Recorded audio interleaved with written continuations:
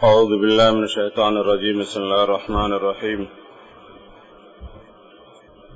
وإذ قال ربك للملائكة إني جاعل في الأرض خليفة قالوا وتجعل فيها من يفسد فيها ويسفك الدماء ونحن نسبح بحمدك ونقدس لك قال إني أعلم ما لا تعلمون. اس میں آدم علیہ السلام کی تخلیق اور پیدائش کا ذکر ہے.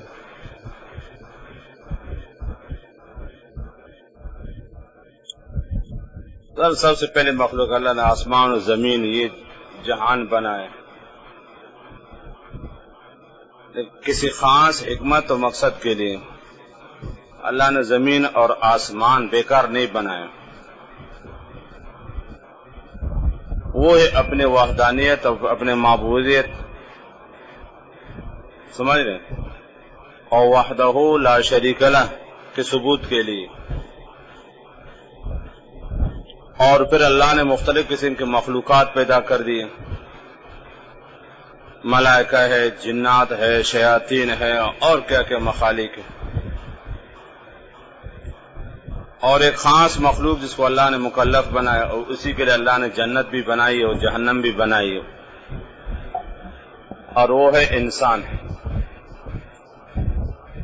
سمجھ رہے وما خلقت الجن والانس الا لیعبدون.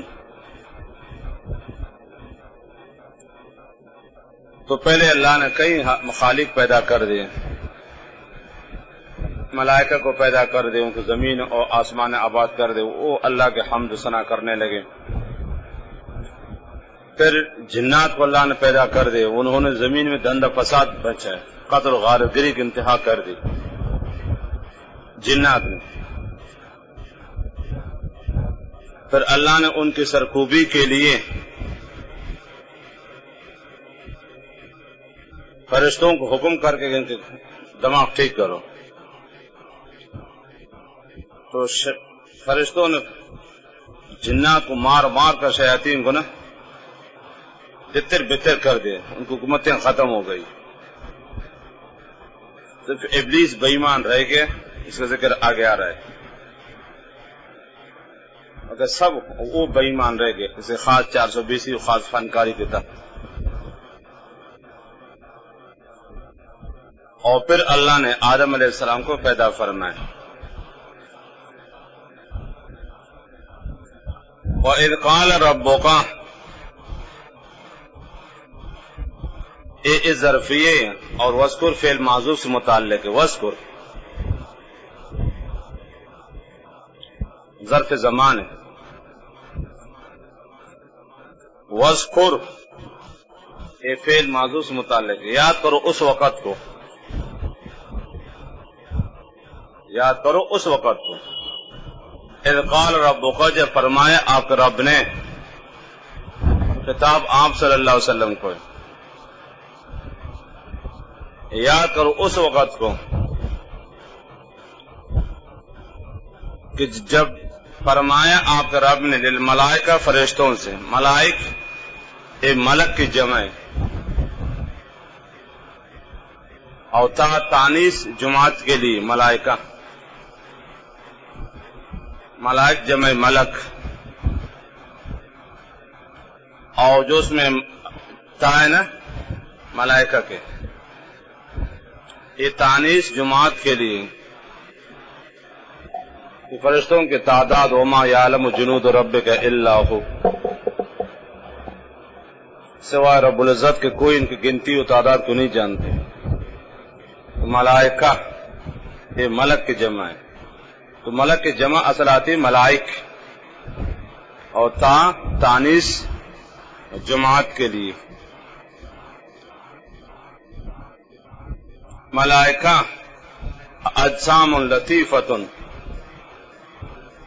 قادرون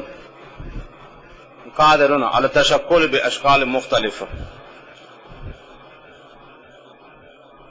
یہ ملائکہ کا تعریف ہے. الملائکہ اجسام لطیفہ قادر علی التشکل باشکال مختلف. ایک لطیف اور باریک جسم جو نظر نہیں آتا لیکن اپنے آپ کو مختلف شکل میں تبدیل کرنے میں قادر ہے. ملائکہ اجسام اللطیفہ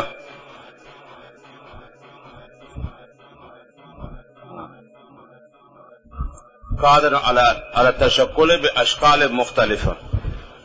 شیخ اسماعیل حقی لکھتے روح البیان میں.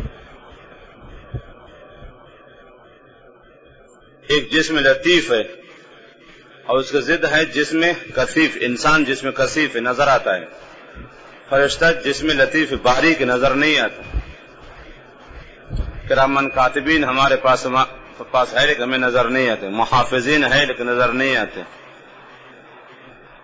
اسرائیل آ رہا تو روح قبضہ کے مریض لے کے ساتھ بیٹھنے والوں کو پتہ نہیں چلتا ہے کہاں ہے. اجسام اللطیفہ اور اس کا ضد ہے جسم کثیف ہو انسان کے لیے.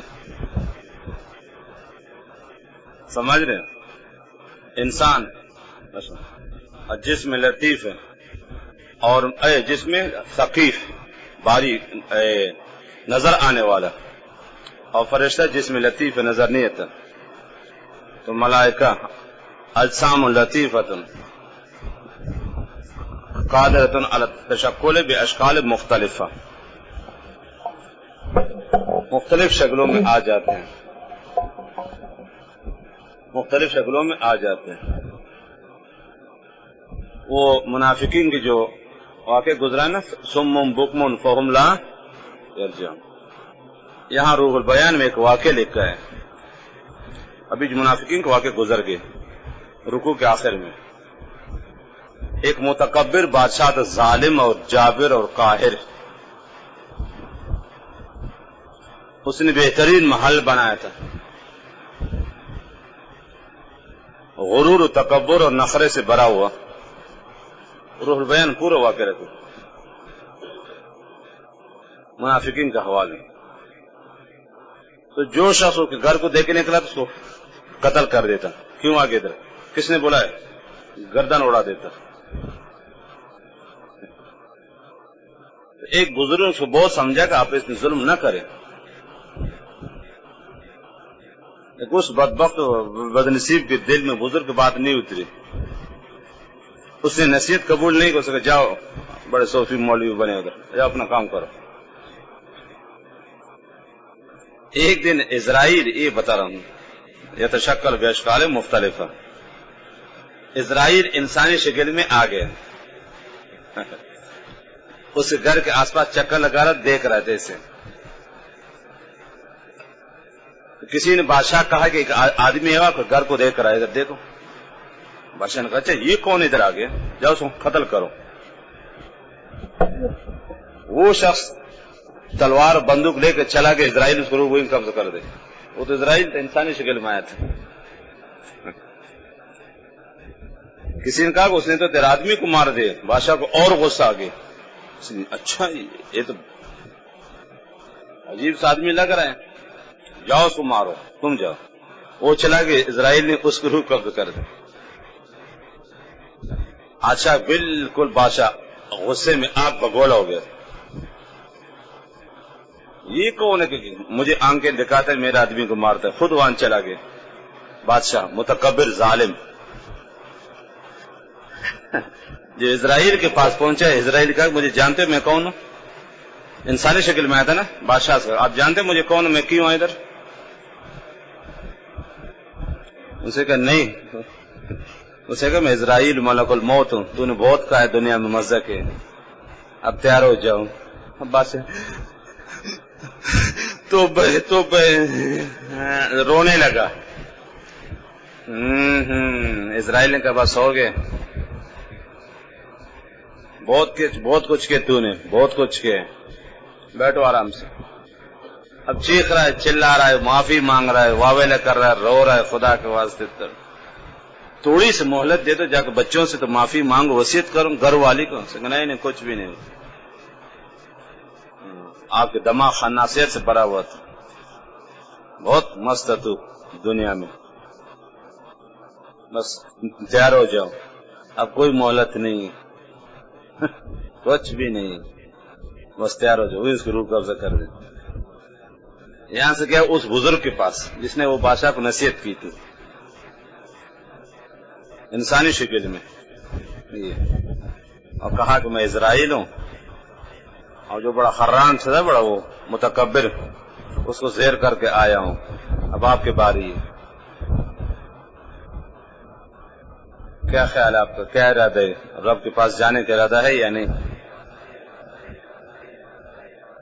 بزرگ نے سوچا کہ آپ مجھے مہلت دے دینا تو میں گھر والوں سے مل کر آ جاؤں۔ اس نے کہا ٹھیک ہے، آپ کو مہلت دے، جاؤں واپس آؤ۔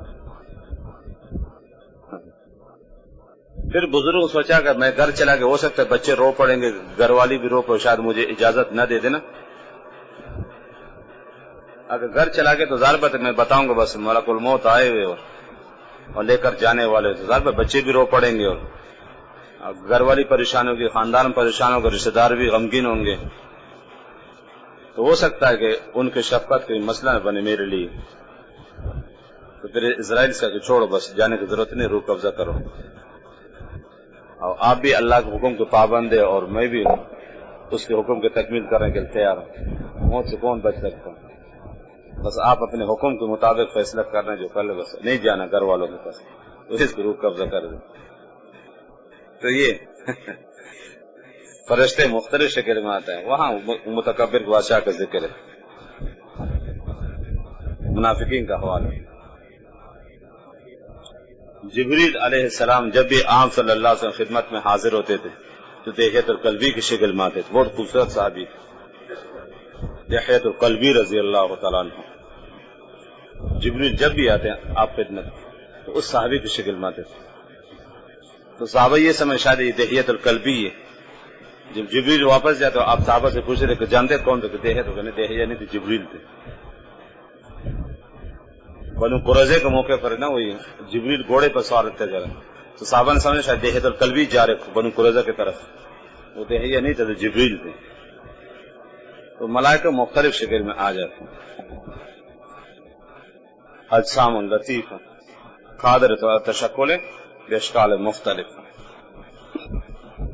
اور گناہوں سے معصوم، یاد رکھنا، لا یعصون اللہ ویفعلون ما یؤمرون، ایک لمحہ کے لیے کوئی اللہ کی کبھی نافرمانی نہیں، اور ان کا ایمان مطلوب بتا چکا ہوں، اور ان کی تعداد سوائے رب العزت کے کہیں کسی کو معلوم نہیں۔ جب فرمائے تھے رب نے فرشتوں سے للملائکۃ لام تبلیغ اطلاع کے لیے، اس میں تنبیہ مشورہ کرنے کے، یاد رکھنا، شیخ آلوسی نے دیگر مفسرین نے کہا اللہ تعالیٰ اس آیت میں تعلیم دے رہے کہ جو بھی کام کرنا مشورہ کرو۔ اللہ تعالیٰ کیا ضرورت مشورہ کرنے سے، وہ تو رب العالمین ہے، لیکن فرشتوں کی دل جوئی ہے نا، وہ بھی اللہ کے پاک مقدس مخلوق ہے، اسے مشورہ لے رہے ہیں۔ تو اشارہ اس طرف کہ آپ بھی جو بھی کام کرو لیکن کبھی مشورے سے کبھی خالی نہیں ہوتے۔ اللہ نے پیغمبر سے فرمایا وشاورہم فی الامر، صحابہ سے مشورہ کرنا، حالانکہ صاحب وہی ہے، اس کو کیا ضرورت ہے، وہ تو رب حکم کا پابند ہے، لیکن محتاطوں کے کیا ہیں، دل جوئی، حوصلہ افزائی مقصد ہے۔ اور اشارہ اس طرف ہے کہ جو بھی کام کرنا ہو بغیر مشورہ کے نہیں کرنا، مشورہ میں خیر اور برکت ہوتی ہے۔ جیسے مشکات میں حدیث ہے نا، اذا کان امراؤکم خیارکم، جو تمہارے بادشاہ اچھے لوگ ہو جائیں، خیر کی جمع ہے، امراؤکم خیارکم، جو تمہارے حکمران اچھے لوگ ہو جائے، وَأَغْنِيَاكُمْ أَسْخِيَاؤُكُمْ، مالدار تمہارے سخی بن جائے، دیانتدار بن جائے، دین کے ساتھ مدد کرنے والا بن جائے، وَأُمُورُكُمْ شُورَى بَيْنَكُمْ، وَأُمُورُكُمْ شُورَى بَيْنَكُمْ، اور معاملہ تمہارے مشورے سے طے ہو جائے، فَظَهَرُ الْأَرْضِ خَيْرٌ مِنْ بَطْنِهَا، اب زمین کے اوپر رہنا زندہ رہنے کے قابل ہو، اب تم زندہ رہنے کے قابل کی زمین پر کہے چلو کرو۔ اذا کانوا امراؤکم خیارکم، بادشاہ صدیق اکبر اور فاروق اعظم حضرت عثمان علی عمر بن عبدالعزیز زنگی اور صلاح الدین اور اورنگزیب جیسے بادشاہ ہوں، وہ اموال وہ اغنیا کو اسخیا کو سخی بن جائے،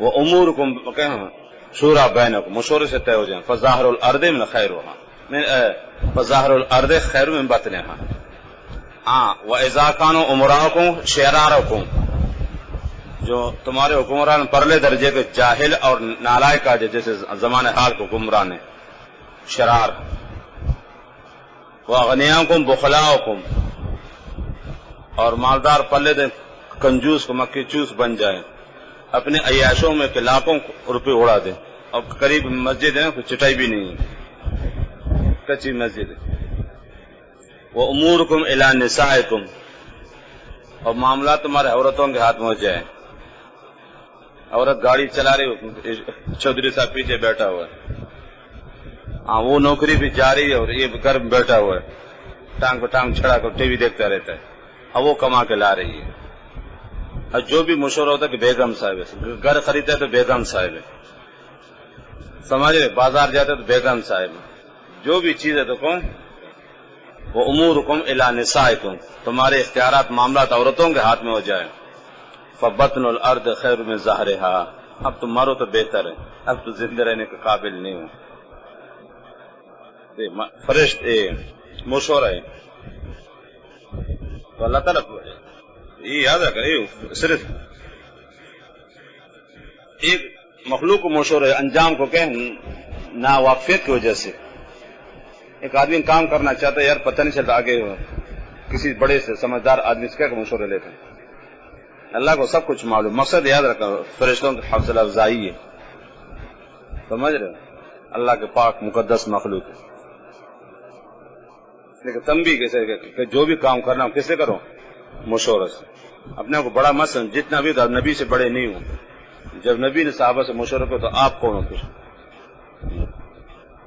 فاروق اعظم مشورہ کرتے تھے، صدیق اکبر مشورہ کرتے تھے، عمر بن عبدالعزیز مشورہ کرتے تھے، جتنے کہیں سلاطین اسلام خلفاء سب مشورہ، آپ فرعون مت بنو، فرعون پہ کسی سے مشورہ نہیں کرتے، جب فرمائے تھے رب نے ملائکہ سے کہ انی جاعل، قال کے بعد انا آتا نا، انی جاعل اے خالق، میں بنانے والا ہوں، فی الارض زمین میں، خلیفتن ایک اپنا نائب ہو، خلیفت تاکید مبالغہ کے لیے، اس مذکر اور مؤنث دونوں، اصل تو خلیف ہے فعیل کو وزن پر، خلفا یخلفو، خلیف جیسے شرفا یشرفو شریف، تو اصل تو خلیف ہے، یاد رکھنا، خلیف جیسے علیم، خلفا، باقی تا یہ مبالغہ کے لیے، تانیث کے لیے نہیں ہے، یعنی وہ خلیفہ جو ہر حال میں احکام شرع کے پابند ہو اور میرے احکامات کو میرے بندوں پر نافذ کر لے، یہ ہے خلیفہ، تو اسے مذکر و مؤنث دونوں کے ہیں برابر ہے، خلفا یخلفو، کسی کا نائب بننا، نائب بننا، کام مقام بننا، یہ مخلوق تو کیا ہے، وہ نسبت حقیقی اضافت، جب ایک بادشاہ نہیں ہو تو کام موجود ہوتا، لیکن اللہ تو کیا ہے، وہ تو رب العالمین شاہ مطلق ہے، مقصد کیا ہے اس کے، تو یعنی اللہ کے احکامات بندوں پر نافذ کرنا ظاہری اسباب کے تحت، تو خلیفہ کہتے ہیں نائب کو، خلفا یخلفو، بمن نائب یعنی کسی کا نائب بن جانا، اور تا اس میں مبالغہ کے لیے، تاکید کے، تانیث کے لیے نہیں ہے، اور یہ مذکر و مؤنث دونوں کے لیے استعمال ہوتا ہے خلیفہ، ونصل تو خلیفہ فی الارض خلیفہ، تو تا مبالغہ یاد رکھنا، ہر خلیفہ معتبر وہ خلیفہ جو کہ خود بھی احکام کے پابند ہو، سمجھ رہے، اور دوسروں کو بھی احکام کیا کر لے، نافذ کر لے، اور امر بالمعروف اور نہی عن المنکر، یہ ہے خلیفہ،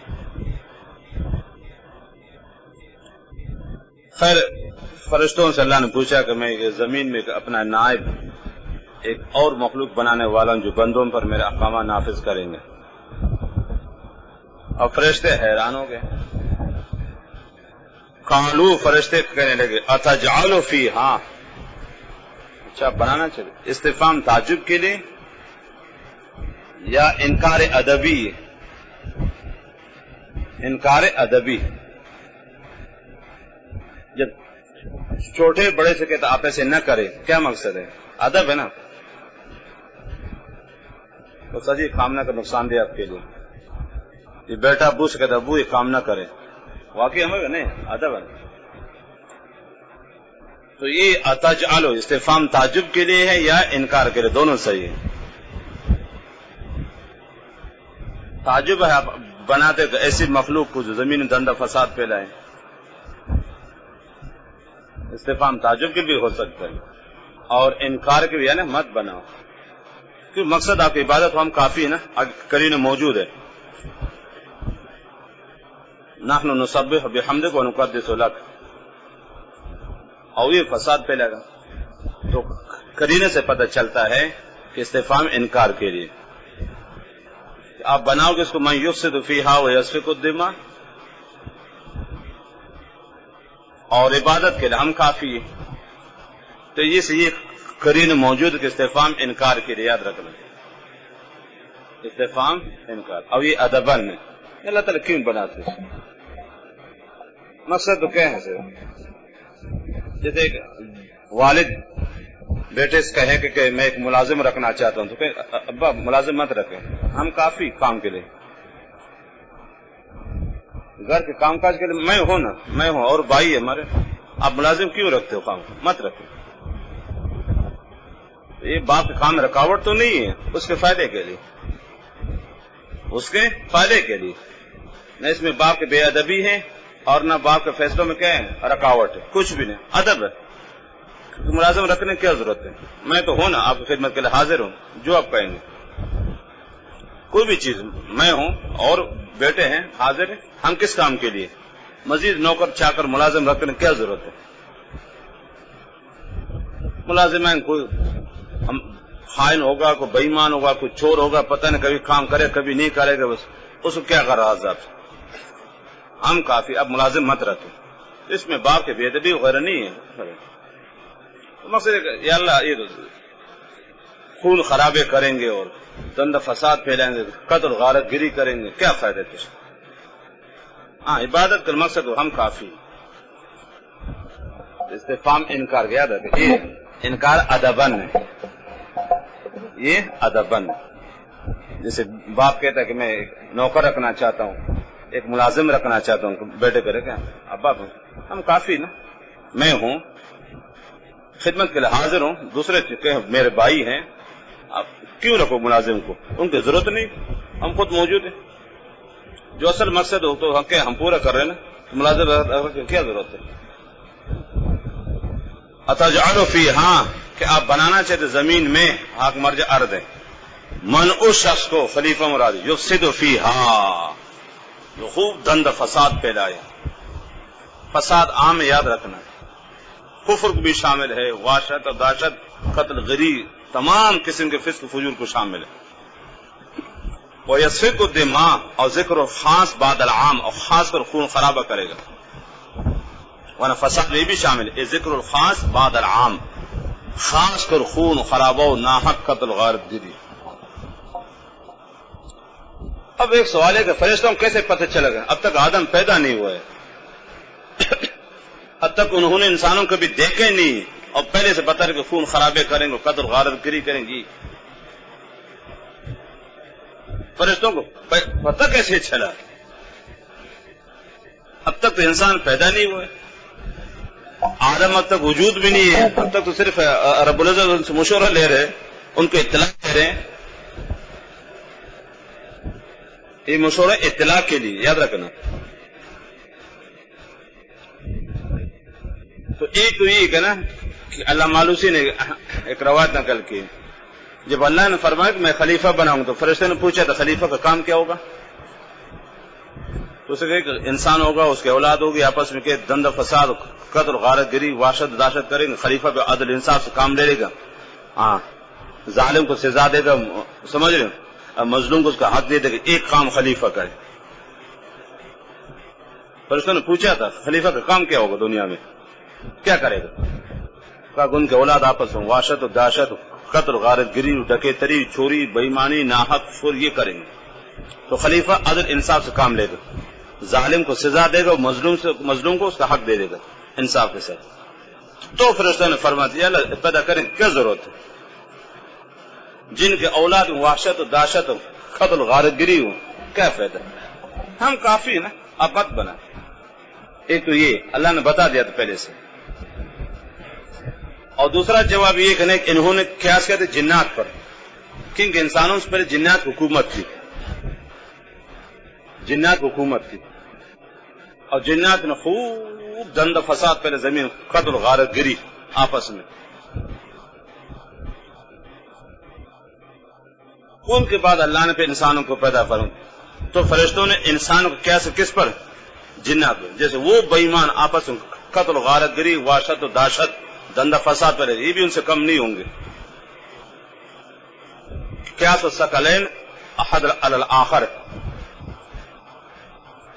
انسانوں کو جنات پر قیاس کیا تھا کہ اس سے پہلے جنات کی حکومت تھی، ان کا راج تھا، انہوں نے خوب زمین میں فساد پھیلا دیا تھا،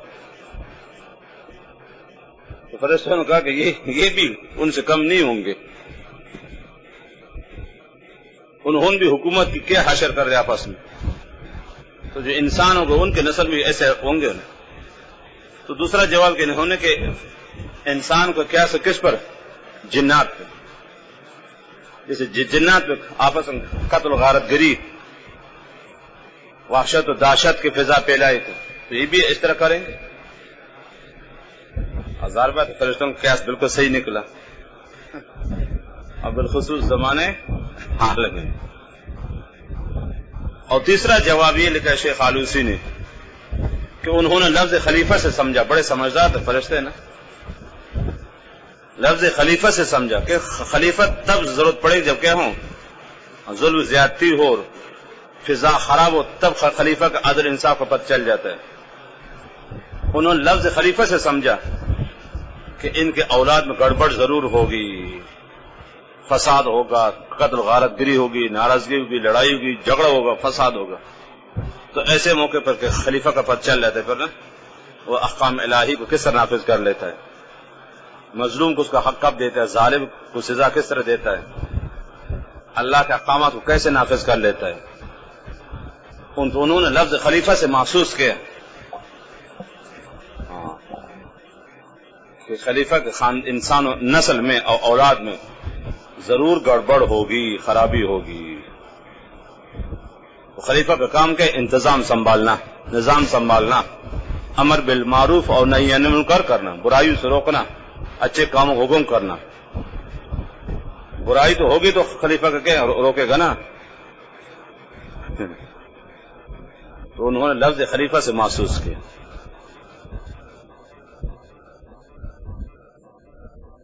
خیر اللہ نے فرمایا کہ میں فرشتہ بناؤں، یاد رکھا اللہ ان کو پابند نہیں تو صرف ان کی اطلاع دینے کے لیے، یہ مشورہ صرف اطلاع ہے، یاد رکھنا ایک خبر تھی ان کے لیے، میں بنانے والا ہوں۔ اور فرشتوں نے اپنا خیال کر دے، بس فرشتوں کو حقیقت معلوم نہیں تھا، انجام معلوم نہیں تھا نا۔ فرشتوں کو کیا معلوم تھا آدم کے نسل سے شیش پیدا ہوں گے، نوح علیہ السلام پیدا ہوں گے، موسیٰ پیدا ہوں گے، عیسیٰ علیہ السلام پیدا ہوں گے، محمد رسول اللہ پیدا ہوں گے، ان کو کیا معلوم تھا؟ اللہ نے حکمت نہیں بتائی ان کو نا، آگے فإنی أعلم ما لا تعلمون، تو فرشتوں نے ادباً کہا تھا، کیا فائدہ ہے؟ اگر مقصد آپ کی عبادت اس کے تو ہم کافی ہیں، اگر مقصد آپ کی عبادت ہے اس کے تو ہم کافی ہیں، اگر اور مقصد تو آپ جانتے تھے۔ أَتَجْعَلُ فِيهَا استفہام انکاری، یہ ادباً ہے۔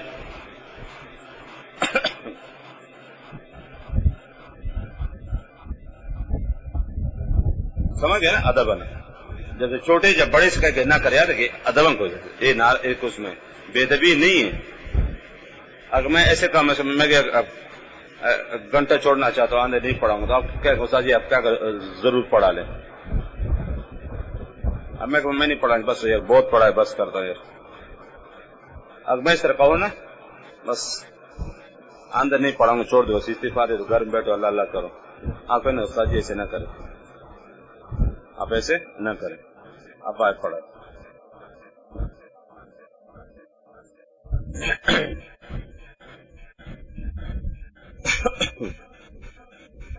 جیسے ایک آدمی کا میں موٹر سائیکل خریدنا چاہتا ہوں، اگر استاد جی موٹر سائیکل مت خرید میرے فائدے کرے بھائی غیر محفوظ سواری غیر ذلیل سواری ہے، اب موٹر سائیکل مت خرید. رکشا میں آج تک موٹر سائیکل مناسب نہیں ہے، تو کہ یہ میرے فیصلوں میں کیا ہے دخل اندازی؟ ہاں رکاوٹ ڈال رہے ہیں؟ نہیں، ادب ہے یہ بھی اس طریقے سے. اتجعل فیہا استفہام انکاری مت بناؤ، اور یہ بھی امکان ہے کہ استفہام کیا ہو تعجب کے لیے ہو. آپ بناتے تعجبی وحشت دہشت قتل غارت گری کرے. من یفسد فیہا فساد تعریف بتا چکا ہوں، حفظ من حفظ و نسی من نسی. یہاں کفر بھی شامل ہے اور دیگر تمام قسم کے معاصی کو بھی شامل، اور خاص کر یفسد ذکر الخاص بعد العام، ورنہ فساد میں یہ بھی شامل تھے یاد رکھنا دماغ، لیکن خاص کر یہ اکبر القبائر اکبر القبائر. اس لیے قیامت میں یاد رکھنا حقوق اللہ میں سب سے پہلے سوال نماز کے بارے میں ہوگا اور حقوق العباد میں سب سے پہلے دماغ کے بارے میں ہوگا. اس لیے یہ اکبر القبائر. بالکل دنیا میں جو سب سے پہلا گناہ ہوا وہی ہے قتل ہے. آگے آ رہے سورہ مائدہ میں آدم کے بیٹوں کو واقع وَاتْلُ عَلَيْهِ نَبَأَ ابْنَيْ آدم. تو جس چیز کا خطرہ جس چیز کا اظہار فرشتوں نے کیا تو وہی ہوا. سب سے پہلے گناہ یاد رکھ کر زمین ہو کے قتل غارت گری. آدم کے دو بیٹے آپس لڑ پڑے، قابیل نے بھائی کو قتل کر دے جاؤ. وہی ہو گیا جس کا خطرہ تھا، جس کو فرشتوں نے اظہار کر دیا. وہ سکو دماغ وہی ہوا. آدم کو دنیا میں آتی ہی قتل غارت گری شروع. قتل غارت گری شروع. یہ پہلا گناہ دنیا میں یہی، پہلا ظلم اور پہلی زیادتی اور پہلا گناہ کبیرہ. سمجھ رہے ہو؟ فیہا من یفسد فیہا خوب دند فساد میں کفر کرے گا قتل و غارت گری ویسے کو دماغ. ونحن نسبح نحن واو حالیے درا حال کے تجعلو کو انت ضمیر سے حال بنے گا. واو حالی درا حال کے نحن نسبحک بحمدک ہم آپ کی پاکی بیان کرتے ہیں. ونقدس لک تسبیح تحمید اور تقدیس تقریباً ایک ہی چیز ہے، الفاظ مختلف مفہوم ایک ہی ہے. تو ایک قول ہے کہ تسبیح اور تقدیس دونوں ایک ہی ہے، الفاظ مختلف مفہوم ایک ہی ہے. اور دوسرا قول کہ نہیں، تسبیح اعمال کے لیے اور تقدیس اعتقاد کے لیے، یعنی ہم عملاً اور اعتقاداً ہر حساب سے آپ کے پاکی بیان کرتے ہیں. سمجھ رہے ہو؟ دوسرا قول ہے کہ نہیں، تسبیح یہ اعمال کے لیے، اس کا تعلق اعمال سے، اور تقدیس کا تعلق اعتقاد سے، یعنی ہم عملاً اور اعتقاداً ہر حساب سے آپ کی پاکی اور بڑائی بیان کرتے ہیں. اور تیسرا قول یہ تسبیح سبح یہ صفات جلال کے لیے، صفات جلال کے اللہ تعالیٰ کے، اور تقدیس یہ صفات انعام کے لیے، اللہ نے جو انعام فرمائے اپنے مخلوقات پر، وہ صفت جلال کے لیے. اللہ تعالیٰ کی جو ذاتی اوصاف جلال ہے، کبریائی و بڑائی جلالت شان اور تقدیس اس صفات انعام کے لیے جو بندوں پر اللہ نے مخلوقات پر انعام فرمایا.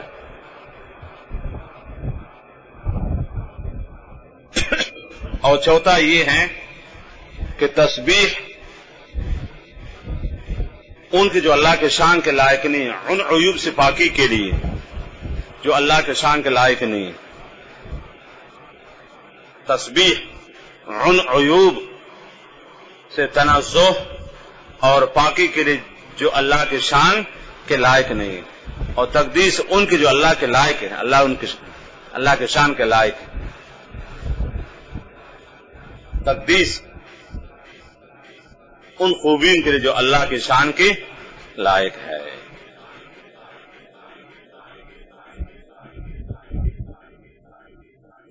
نحن نسبح سبح یسبح، یاد رکھ یہ مخلوق کے استعمال نہیں ہوتا، صرف اللہ کی خاصیت ہے.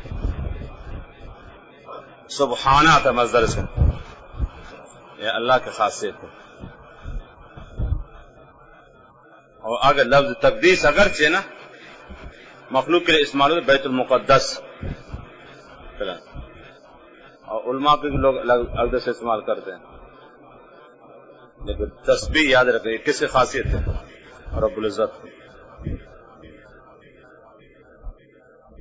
سبحان اس کے مصدر آتا ہے کہ سبحان الذی، کلمہ تقدیس ہے، یاد رکھنا یہ صرف اللہ تعالیٰ کی خاصیت ہے.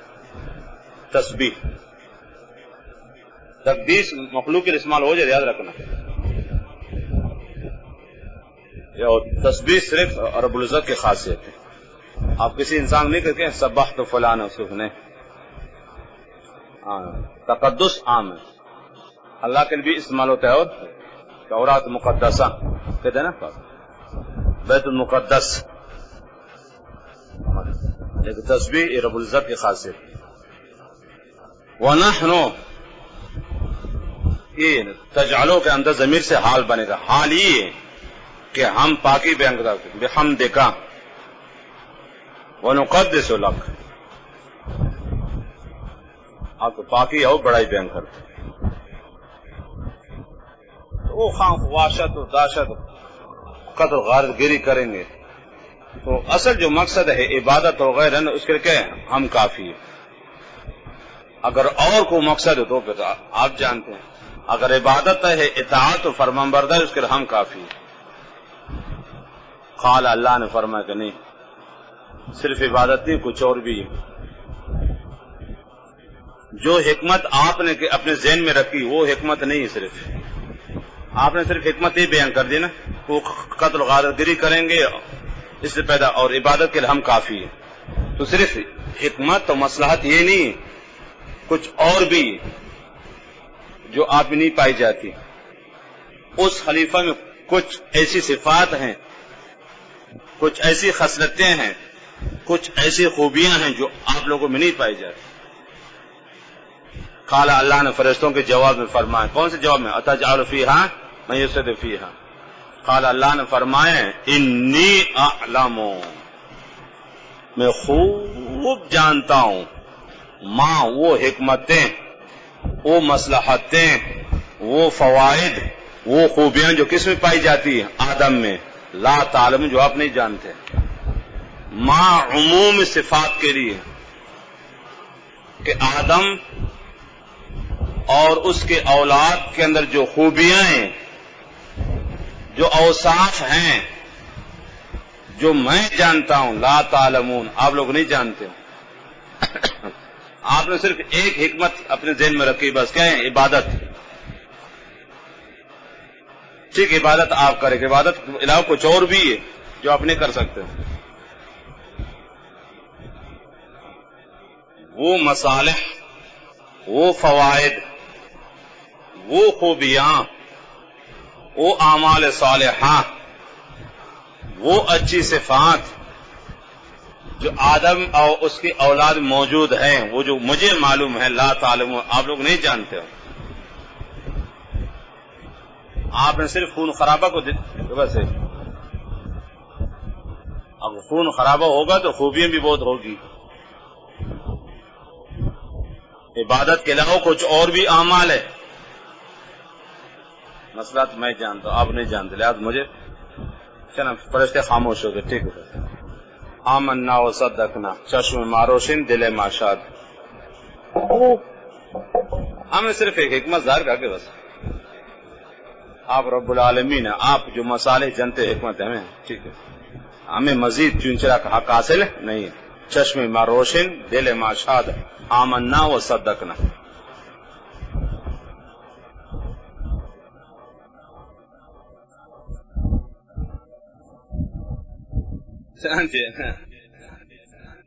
شیخ اسماعیل حقی نے فرمایا، ایسے بطور لطیفہ کو بتا رہا ہوں، جب اللہ تعالیٰ نے آدم علیہ السلام کو پیدا فرمایا تو شروع میں جبریل کو بھیجا کہ جاؤ زمین سے مٹی لے کر آؤ، چاروں اطراف سے پہاڑ ریگستان سب سے. جب جبریل وہاں کے زمین رونے لگے، خدا کے واسطے لے کر نہیں جانا. تو زمین نے جبریل سے پوچھا کہ مٹی کیوں لے جا رہے ہو؟ جبریل نے کہا کہ اللہ تعالیٰ ایک انسان بنانا چاہتے اس سے. زمین نے پوچھا پھر کیا ہوگا؟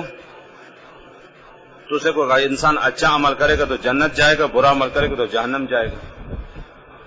زمین رو پڑی، اچھا جو مجھ سے پیدا ہو کر جہنم جائے گا تو زمین رو پڑی.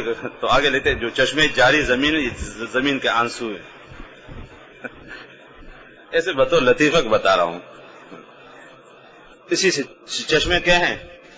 پھوٹ پڑے، زمین کے آنسو ہے. زمین رو رہی تھی، مجھ سے پیدا ہوگا پھر ایک فساد ہوگا، پھر جہنم جائے گا بدبخت، مجھ سے مٹی مت لے جاؤ خدا کے واسطے. زمین رو پڑی، چیخ، اور وہ آنسو جاری چشموں کی شکل میں، دریا اور سمندر کی شکل میں. پھر جبریل چلا گیا. یہ اللہ زمین رو رہی تھی، اس نے آپ کے ذات کی قسم مجھے تو اس رب کی قسم اس کی مجھ سے مٹی مت لے جاؤ. پھر اسرافیل آ گئے، زمین وہی جواب دے دو، وہ بھی بیچارہ واپس چلا گیا زمین کے آنسو رونے کو دیکھ کر. پھر میکائیل آ گئے، اے صفی صاحب، اے چشمست قلندر. تو میکائیل اس کو زمین نے وہی جواب دیا. آخر اسرائیل کی باری آ گئی، زمین رو پڑے. اسرائیل نے کہا جو بھی کچھ کرو، بس مجھے رب کا حکم ہے نا، مٹی لے گئی، مٹی لے گئی. اسی سے آدم علیہ السلام پیدا ہوا. زمین مٹی مختلف ہے، کوئی کالی ہے، کوئی سفید ہے، کوئی سرخ ہے. جہاں بھی انسان بسنے والے تو وہاں سے مٹی اٹھائی. کچھ مٹی سخت ہوتی، کچھ نرم ہوتی، کچھ کالی ہوتی، کچھ سفید ہوتی. کچھ یہ انسان کو رنگوں کو دیکھو، مزاج کو دیکھو، کچھ شدت مزاج بد اخلاق ہے، کچھ نرم مزاج خوش مزاج ہے، کوئی کالا ہے، کوئی گورا ہے، کوئی سانولا ہے، کوئی کس رنگ کا ہے، کوئی کس رنگ کا ہے. یہ قیامت تک کے لیے کہیں بھی انسان نے بسنا تھا اور آباد ہونا تھا، وہیں کی مٹی ہے. زمین کی مٹی مختلف رنگ کے نا، کوئی مٹی کالی ہے، کوئی سفید ہے، کوئی لال ہے، کوئی مختلف، کوئی سخت ہے، کوئی نرم ہے. یہ انسانوں کے جہاں کی مٹی اٹھائی وہی مزاج. اب انسانوں کی کچھ مزاج سخت ہے، بد اخلاق ہے، سخت دل ہے، سخت گیر ہے، تندخو بد مزاج، اور کچھ نرم مزاج، نرم دل، شفیق، مہربان، اور کچھ کھالے کھالے، اندھیری رات کا ٹکڑا ہوتا ہے، اور کچھ گورے ہوتے ہیں، چودھری چاند کا ٹکڑا ہوتا ہے، اور کچھ ساولے ہوتے ہیں. مختلف رنگ کے اللہ نے سے جان کے اللہ فرشتوں نے مٹی اٹھائی تو اسی سے پیدا ہے. افریقین کو دیکھو، دانت ان کے دور سے چمکتے ہیں، ایک خاص نسل ہے. اور انگریزوں کو دیکھو، گورے ہوتے ہیں، اور کچھ رنگ کے ہوتے ہیں، ساولے ہوتے ہیں. خوبصورتی الگ چیز ہے، گورا پن کالا پن الگ چیز، یاد رکھا. خوبصورتی، رونق، حسن یاد رکھا وہ ایمان میں، کفر میں نہیں ہے. لیلا یاد رکھنا یہ ساولی رنگ کی تھی، کالی تھی، یاد رکھنا، گوری نہیں تھی. خلیفہ وقت کو پتہ چلا کہ مجنون اتنا پاگل ہے لیلا کے پیچھے، تو اس کی ایک کنیز تھی خلیفہ کی، تو ایک دن سے لیلا کو اس کنیز کے ساتھ کھڑی کر کے اور مجنون سے پوچھا کہ ایک کنیز کو دیکھو، اپنی لیلا کو دیکھو، اس کالی کے پیچھے تم مر رہے ہو؟ آ کے لیلا سے کنیز کو دیکھو، اس کے چہرے چمک رہے چودھری چاند کی طرح، اب یہ کالی کلوٹھی اس کے پیچھے تم مر رہے ہو۔ تو مجنون نے کہا خلیفہ صاحب لیلا کو اپنے آنکھوں سے مت دیکھا کرو، میری آنکھوں سے دیکھا کرو، آپ اس کو اپنی آنکھوں سے مت دیکھا کرو، آپ کے آنکھوں میں کالی بد شکل، میری آنکھوں سے دیکھا کرو۔ مجنون کی آنکھوں سے دیکھو کہ لیلا کیسی ہے، اگر میری آنکھوں سے دیکھو گے تو آپ کو کنیز دیکھو پتھر لگے گا، آپ اس کو اپنی آنکھوں سے مت دیکھا کریں، میری آنکھوں سے دیکھا کریں۔ تو یہ اس طریقے سے مٹی سے اللہ تعالیٰ نے کہے ہیں آدم علیہ السلام کو پیدا فرمایا۔ آگے اس بس کہ 40 دن تک وہ خمیر تیار ہو گئے اس نے، یہ لطیفہ تو قرآن کریم مت لکھا، ایسے لطیفہ تو سب اسرائیلی روایت ہے، لا نصدق ولا نکذب، قرآن کریم کی باتیں مت لکھنا، ایسے لطیفہ طور پر بتا دو روح البیان میں 40 دن تک خمیر، اور ہر دن دنیا کے 1000 کے برابر، 40,000 سال، اس کے بعد پھر پیدا ہو، اسی پہ سخت ہو گئے نا، اسی آگے حکمت دیکھیں، اسی وجہ سے آدم میں کیا ہے، پھر انسان کے اندر غم زیادہ پایا جاتا ہے، خوشی کم ہے غم زیادہ ہے، لیکن ہر خوشی غم کا انجام پھر بہتر ہوتا ہے، ان مع العسر یسر۔ تو خیر اس طریقے سے اللہ نے آدم کو پیدا فرمایا اپنے خاص قدرت سے، سمجھ رہے ہو، مٹی سے بنایا۔ مٹی کی فطرت میں کیا چیز ہے؟ پستی نا، عاجزی، اور جنات اللہ نے کس سے بنائے؟ آگ کے شعلے سے، آگ کے شعلے سے۔ جن کی فطرت میں شرارت ہے، شیاطین کی، تو شیاطین یاد رکھنا، شیاطین وہ آگ کے شعلے سے پیدا ہے۔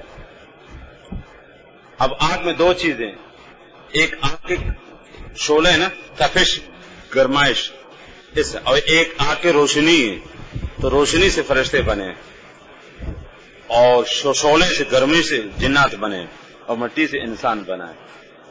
اب جن کی فطرت میں شرارت ہے اور روشنی میں نقصان ہے ہی نہیں نا، فرشتے اس سے بنا، ان میں کوئی نقصان ہے نہیں، غیر ذرہ سا مخلوق ہے، غیر ذرہ سا۔ اور انسان میں قسم یاد رکھنا، فرشتوں سے بڑے بھی ہے اور ارذل بھی ہے، ارذل بھی، سمجھ رہے ہو؟ شیاطین سے بڑے رذیل و کمینے بھی انسانوں میں پائے جاتے ہیں۔ اس لیے انبیاء و مرسلین کا ہمارا عقیدہ ہے کہ فرشتوں سے افضل ہے، فرشتوں سے افضل ہے۔ جمیع انبیاء و مرسلین یاد رکھنا، آدم علیہ السلام سے لے کر اور عام صلی اللہ علیہ وسلم تک ہمارا عقیدہ ہے اہل سنت جماعت کا، یہ فرشتوں سے افضل ہے۔ انی اعلم ما لا تعلمون۔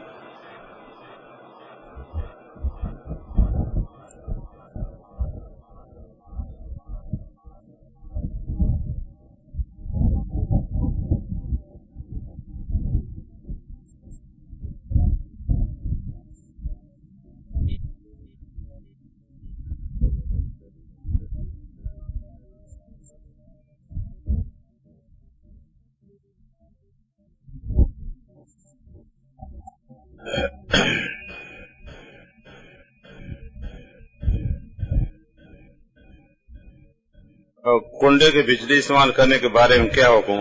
اب حکومت نے پکڑا تو پھر جواب دینا پھر۔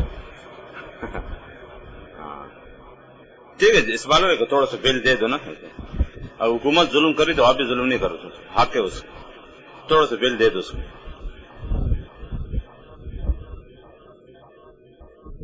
جس کا بل نامناسب بات ہے، تھوڑا سا بل دے دو۔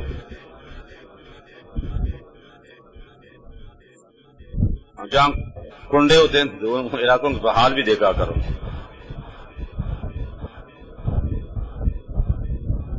آدم علیہ السلام تخلیق سے قبل پانی کی مخلوق اور جانور واللہ عالم سمندر تو بہت پہلے بنا، اللہ نے کئی ہزار مخلوقات بنا دی.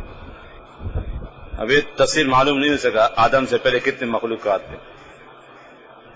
یہ کہتے ہیں کہ سینکڑوں مخلوقات اللہ نے پہلے بنائے. مسواک استعمال کرنے کا صحیح طریقہ کیا ہے؟ احادیث نہیں ہے، البتہ فقہا نے یہ لکھا ہے نا، جیسے اس طرح اٹھا لئیے، یہ جو چھوٹی انگلی ادھر رکھے ایسے تھے، یہ اس طرح یہ 3 انگلیوں کو نا ہلکا بنا لیں اور انگوٹھی ادھر، اور پھر دائیں طرف سے پہلے اس طرح یہ دائیں طرف اور پھر بائیں طرف اوپر اور پھر اندر کی طرف. پورا تحتاوی تفصیل حافظ زینی نے بنائے میں اور شیخ احمد تحتاوی نے نورزا کے حاشیے میں لکھے. پہلے دائیں طرف اس طرح پکڑ اور ایک اپنی انگلی بارش کے برابر ہو.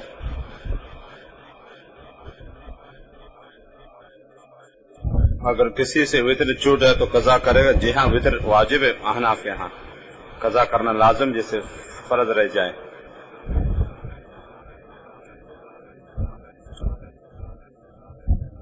اچھی شخص کے پاس بجلی کا بل آ جائے 1 لاکھ ناجائز طریقے سے پر اور وہ کنڈے استعمال کر رہا ہے تو شرع پھر ٹھیک ہے. اگر ظلم کا جواب ظلم سے دو الگ پھر تو صحیح ہے. آج حکومت بھی کہ بہت زیادتی کر رہی ہے نا، 5000 والوں کو کہ 50,000 آ جاتے ہیں، 10 والوں کے لاکھ آ جاتے ہیں. پھر پتھر کا جواب پتھر سے. پھر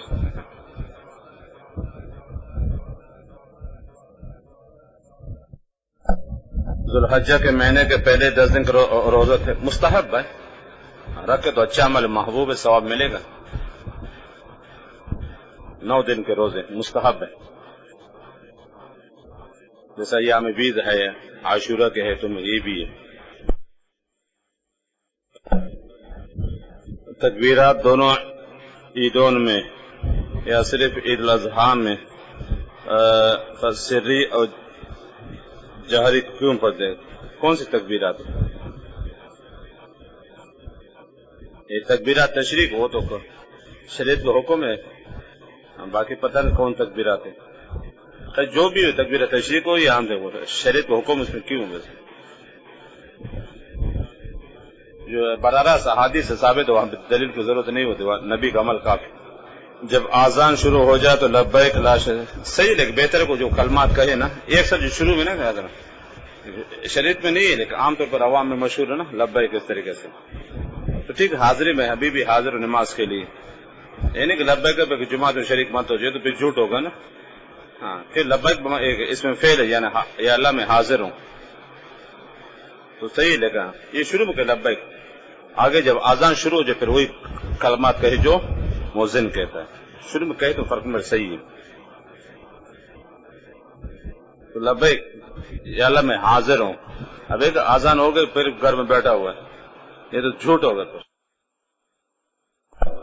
اجتماعی قربانی بعض لوگوں کے آمدنی کا صحیح طریقہ علم نہیں ہوتا، یہ کوشش کرے گا صحیح طرح بعض، لیکن ظلم المومنین خیر ہے نا.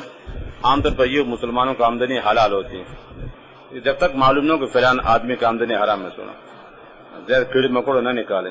اغلب یہ کہ اکثر مسلمانوں کا آمدنی کے حلال ہے، تو ظن المؤمنین بالخیر کہ جب معلوم نہ ہو تو شریک کر لے، جائز. یہ جا کر اکثر لکھتے ہیں نا اردو رسالوں کتابوں میں، 7 آدمی کسی کا آمدنی حرام ہو تو سب کو قربانی کیا ہوگی. یہ عربی فتاوی شروحات میں نہیں ہے، پتہ نہیں اردو والوں کہاں سے نکالیں. فکر کسی کتاب میں نہیں ہے، کسی میں نہ متون میں، نہ شروحات میں، نہ فتاوی میں، کسی میں یہ نہیں ہے. واللہ اعلم. عام طور پر اردو رسالوں کتابوں علماء منع کرتے، لیکن عربی کتابوں میں اس کا اب تک ثبوت میں حوالہ مجھے نہیں ملا ہے. فقہاں نے یہ لکھا ہوگا نا کہ جس کا آمدنی حرام ہوگا وہ شریک ہو جائے، سب کو قربانی کیا ہوگی ضائع. یہ عربی فتاوی شروحات میں کسی کتاب میں نہیں ہے، پتہ نہیں اردو والوں کہاں سے لے.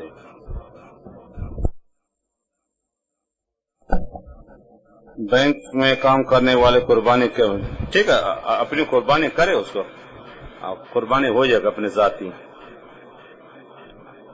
ایسا مسافر جو صاحب نصاب اس پر قربانی واجب ہے، اگر کسی جگہ مقیم بن جائے پیسے ہو تو قربانی واجب ہے، حالت سفر میں نہیں ہے، کسی جگہ مقیم بن جائے 15 دن زیادہ نیت کر لیں تو وہاں اس کے پاس پیسے ہو تو قربانی واجب ہے۔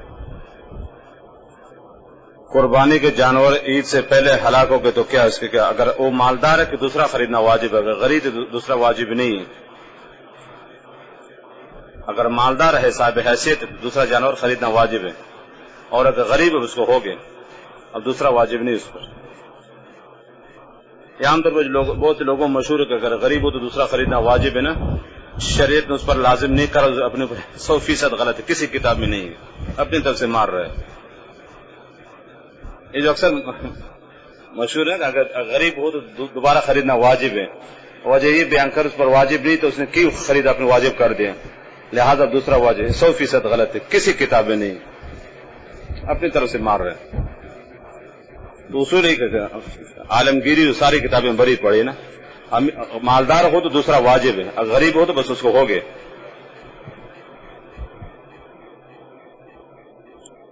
سبحان احمد، سبحان احمد نہیں کہہ سکتے، وہ سبحان تو اللہ کے سکتے، سبحان اللہ یہ صحیح ہے۔ وہ کہتے لمبی چوڑی بھی نام نہ رکھے اپنے لیے۔ ایک آذان پہ بیک وقت 2 جماعت قائم کرنا کیسا ہے؟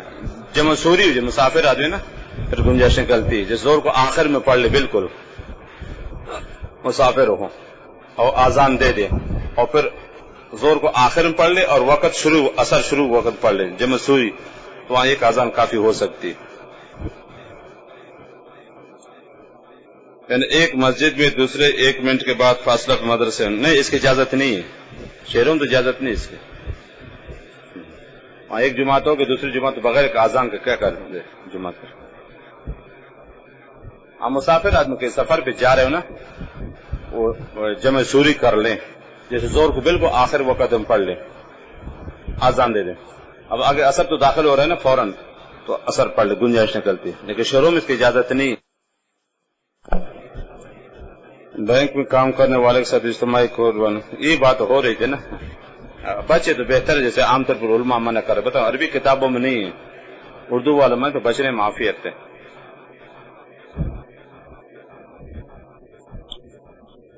بانڈ کی جو رقم ہے اس کے کیا حکم ہے؟ پرائز بانڈنا وہ تو سود جائز نہیں ہے، پرائز بانڈ وہ تو ضرورت ہے، سود و قمار جائز نہیں، اس کی مستقل کتاب چھپی جام فاروقی سے، پرائز بانڈ کی شرعی حیثیت، اصل فتویٰ پھر کتابی شکل میں تفصیل کے ساتھ عام کتب خانوں میں مل رہی ہے، پرائز بانڈ کی شرعی حیثیت، اور خلاصہ اس کے ناجائز حرام ہے۔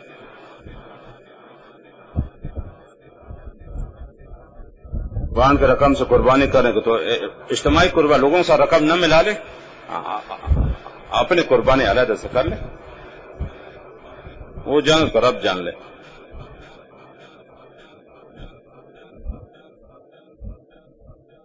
اگر کسی آدمی نے اپنے مرحوم دادا کے لیے قربانی کرے کیسا ہے؟ صحیح، کسی مرحوم طرف سے ہو، والدین ہو، خاندان ہو، برادری ہو، محبوب عمل، اچھا عمل، صحیح، باعث اجر ثواب ہے۔ اور قربانی کے زیادہ ثواب ہے یا صدقہ کا؟ دونوں ایک ہی چیز ہے، وہ آپ کی نیت پر موقع، قربانی بھی اپنی جگہ افضل ہے، صدقہ بھی اپنی جگہ پر، ہر عبادت کی الگ الگ حیثیت ہے۔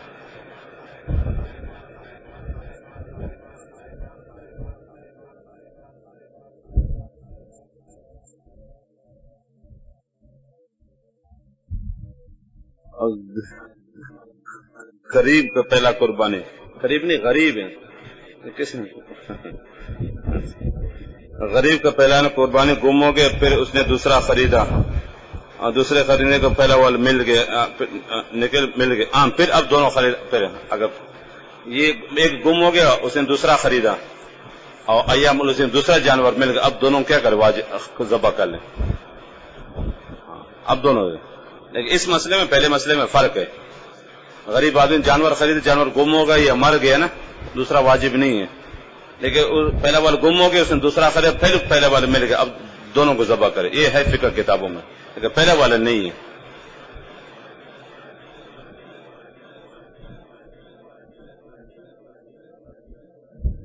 اگر کسی کی جگہ فوتگی وہاں پر تعزیت کے لیے ہاتھ اٹھا کر دعا کرنا ہے تو کیا ٹانگیں اٹھا کر دعا کرو گے کہ پتہ نہیں فضول باتیں کہاں سے آگے کوئی تعزیت ہاتھ مت اٹھا، کوئی حیثیت نہیں. 3 چیزیں ہوتی یاد رکھنا، لوگ بات نہیں سمجھتے. ایک ہے تعزیت، عزا یعزی بمعنی سب بارہ یصبر تصبیر، وہ تسلی دینا. اس کا تعلق تو میت کے ورثہ سے. عزا یعزی بمعنی سب بارہ یصبر تصبیر، کسی کو تسلی دینا. اس کا تعلق تو میت کے ورثہ سے. آپ جاتے وہاں کچھ باتیں کرتے ہو نا آخرت کے بارے میں، موت کے بارے میں، اللہ نے تو نظام بنا دنیا میں سب سے جانا ہے، تو یہ آپ میت کے اس کی تسلی کے لیے چند باتیں کرتے ہو. اس کو کہتے ہیں عربی میں کہ تعزیت. یہ تو اس کا تعلق تعزیت، بات سمجھو میری یاد رکھنا، تعزیت کا تعلق مرحوم کے وارث سے ہے، اس مرحوم سے کوئی تعلق نہیں ہے. وہ تو گیا، اب وارث غمگین پریشان ہے نا، ہاں اس کے غم کو ہلکا کرنے کے لیے، تسلی کے لیے آپ چند باتیں کر لے قرآن حدیث کی روشنی میں. یہ بات ہوگا، یہ ہے تعزیت. اور آگے ہے استغفار، دعا کس کے لیے؟ اس کا تعلق میت سے، اس کے لیے دعا کرنا. اور ہاتھ اٹھانا یہ آداب دعا میں سے سب فقہا لکھ چکے ہیں کہ ہاتھ اٹھانا یہ آداب دعا میں سے. تعزیت میں اختلاف نہیں ہے، دعا کرنے میں مسئلہ نہیں ہے، سب مانتے ہیں. مسئلہ ہاں بڑا خدا کے بندے آداب دعا میں سے. تعزیت کا تعلق ورثہ سے، دعا کا تعلق میت سے. پہلے تک ورثہ کے بارے میں چند باتیں کہتا ہوں اسے، موت کے بارے میں قرآن حدیث، تاکہ اس کو تسلی ہو جائے. آخر پھر کیا کرتے ہو؟ دعا کر لیتا ہوں. تو اس میں بھی جائز ہے. مسئلہ ہاتھ اٹھانا یہ تو آداب دعا میں سے. ایسے فضول باتیں آگے کی طرف. امام غزالی رحمہ اللہ نے جو آداب دعا لکھے 10 احیاء العلوم میں، اور اسی سے امام نووی نے کتاب الاذکار نقل کر دیں، وہ منها رفع الیدین. اور یہ حافظ ابن حجر فتح الباری میں لکھے دیگر کے علماء نے کہ ہاتھ اٹھانے یہ آداب دعا میں سے. تعزیت کا تعلق ورثہ سے، دعا کا تعلق میت سے. بات لوگ سمجھتے نہیں، جو وہاں جا کے چند باتیں کہتے یہ تعزیت، وہ تو زبان سے بولتے رہتے ہو. گفتگو کی 3-4 منٹ 5 منٹ آپ نے اس تسلی کی باتیں کہی اور آخر پہ دعا کر لیتے ہو نا. اب یہاں ہے یہ ہے دعا، اس میں تو ہاتھ اٹھانا ہے.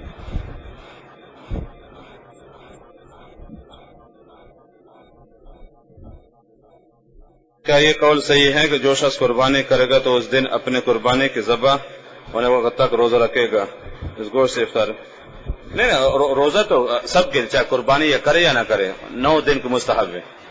وہ جو قربانی کرے وہ عید کے دن کہ بہتر ہے کہ ناشتہ وغیرہ نہ کرے، کیا کریں؟ قربانی کے جانور سے کچھ کر.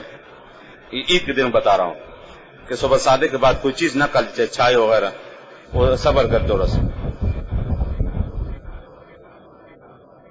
باقی جو شروع کے 9 روز وہ تو سب کے، چاہے قربانی کرنے والا ہو یا غیر قربانی. جو عید کے دن ہوتا ہے نا، صبح صادق سے لے کر یہ قربانی ذبح کرنے تک، جو قربانی کرا اس سے کہیں کھانا پینا بہتر نہیں، تو ناشتہ وغیرہ نہ کرے، صبر کر لے.